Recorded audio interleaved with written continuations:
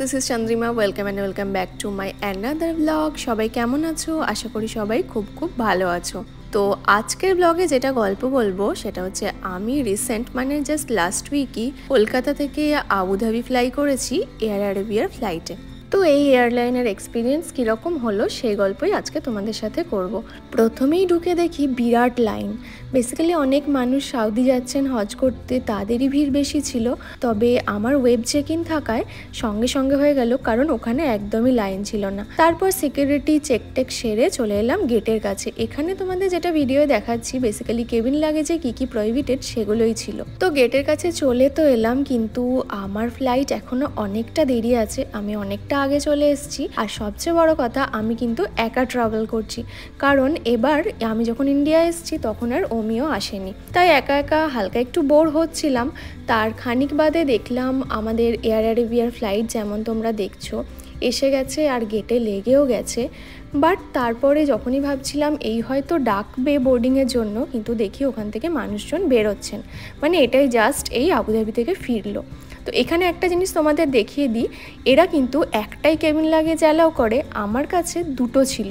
তো যেহেতু 10 KG total alliance, তো আমার কাছে যেহেতু 10 কেজির মধ্যে হয়ে গেছিলো, তাই ওরা দুটো আলাদা ট্যাগ দিল, যেটা একটা আমি কেবিনে মানে মাথার ওপর যেমন রাখে ওখানে এরকম রেখে দেবো, আর একটা সামনে সিটের নিচে রাখার জন্য বললো। তার জন্য আমার দুটো যে হ্যান্ড লাগেজ ছিল তাতে কিন্তু দুরকম আলাদা ট্যাগ দিয়েছিল। তারপর ফ্লাইটে মানে বোর্ড করে আমি প্রথমে তোমাদের সিটটা দেখিয়ে দিই। সিটটা কিন্তু বেশ কোজি আর বেশ চওড়াও লাগছে, আর সামনে এরকম টেবিল যেরকম থাকে সব ফ্লাইটে সেরকমই আছে।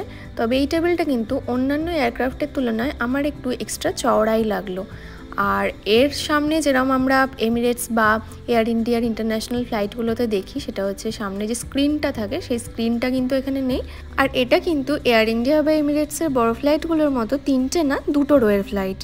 এতক্ষণে গল্প করতে করতে আমাদের ফ্লাইট টেক অফ করে গেছে। কলকাতা ছেড়ে এখন আমরা চলেছি। ভিতরের লাইটও ডিম করে দিয়েছে, আর এর মধ্যে আমরা হাওয়ায় ভেসেও গেছি, মানে ফ্লাইট টেক অফ করে গেছে। তবে যে স্কেডিউল টাইম ছিল তার থেকে বেশ খানিকটা লেটেই টেক অফ করলো। এবার দেখা যাক কতক্ষণে আমি আবুধাবি পৌঁছাই। তবে আজকে জার্নিটা হালকা হলেও তো একটু বোরিং লাগবে, কারণ আমি আজকে একাই আছি। আর ওই যে সামনে ব্যাগ রেখে দিয়েছি সিটের সামনে। আর এই যেটা দেখছো তোমরা লেগ স্পেস কিন্তু আমার এখানে বেশ অনেকটাই লাগছে। ইনফ্যাক্ট আমার কিন্তু এমিরেটসের থেকেও এই যে লেগ স্পেসটা বেশিই লাগলো। একটা থেকে আর একটা সিটের রোয়ের ডিস্টেন্স কিন্তু অনেকটাই। আর এদিকে এতক্ষণে খাবারও সার্ভ করে দিয়েছে।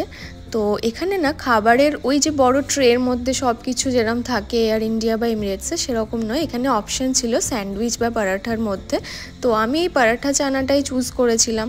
এবার চলো খেয়ে দেখা যাক যেটার টেস্ট কেমন। ও হ্যাঁ, তোমরা দেখতেই পেলে এর সাথে একটা জলের বোতলও দিয়েছে আর কাটলারি সেট। খেয়ে যেটা বুঝলাম একেবারে আমাদের খাঁটি বাঙালির পরোটা ঘুগনি, আর কলকাতা থেকে তুলেছে তাই বেশ গরম ছিল আর খুব ভালো লাগলো খেতে। আর টাইম যেটা দেখাচ্ছে দেখছো 2টো বাজছে। ফ্লাইটের স্কেডিউল টাইম ওই 1টার দিকে ছিল, তবে ছেড়েছিল 1:30টার দিকে।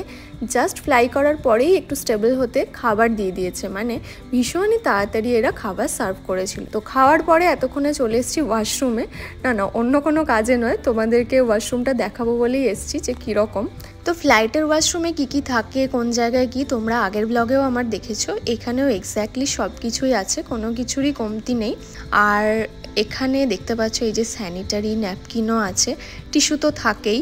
তবে আর একটা জিনিস যেটা ভালো লাগলো, ওয়াশরুমে ঢোকার সময় একজন কেবিন ক্রু আমাকে একটু ওয়েট করতে বললেন বাথরুমটা ক্লিন করবে বলে।